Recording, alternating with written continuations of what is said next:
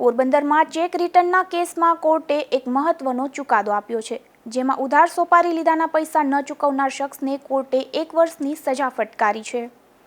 પોરબંદરમાં સોપારીના એક વેપારીએ મૂળ ભોમિયાવદરના અને હાલ દેગામ ગામના વાડી વિસ્તારમાં રહેતા અર્જણ કારા ઓડેદરા નામનો શખ્સ અગાઉ બોખીરા વિસ્તારમાં મઢુલી પાન નામની દુકાન ધરાવતો હતો।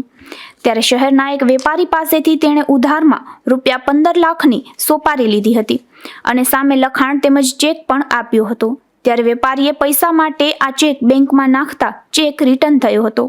ત્યારબાદ પણ આ સજ્જન વેપારીએ વારંવાર પોતાના હકના પૈસાની ઉઘરાણી કરી હતી, છતાં પણ આ શખ્સે પૈસા ન ચૂકવતા અંતે વેપારીને કોર્ટનું શરણું લેવું પડ્યું હતું, જેમાં આ ચેક રિટર્નનો કેસ ચાલી જતા એડિશનલ સિવિલ કોર્ટે આરોપી અર્જન કારા ઓડેદરા નામના શખ્સને 1 વર્ષની કેદ તેમજ વેપારીને રૂપિયા 30 લાખ ચૂકવવા આદેશ કર્યો છે અને જો રકમ ન ચૂકવે તો વધુ 3 માસની સજા ફટકારતો હુકમ કર્યો છે।